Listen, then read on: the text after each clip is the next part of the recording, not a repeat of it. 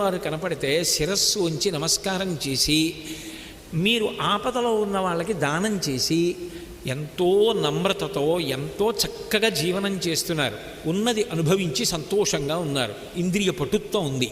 ఇవన్నీ ఒక ఎత్తు. ఒక ధర్మాత్ముడు ఉన్నాడు. ఆ ధర్మాత్ముడికి ఒక కష్టం వచ్చింది.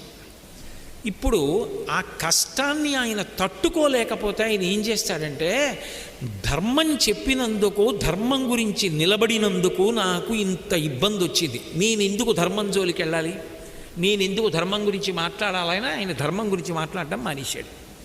ఇప్పుడు ఏమైంది లోకానికి? ధర్మం అందుతుందా? ధర్మం అందకపోతే ప్రజలందరూ ఎంత ఇబ్బంది పడతారు? ధర్మం ఏదో తెలియనప్పుడు జీవనం ఉన్నతి వైపుకి ఎలా వెడుతుంది?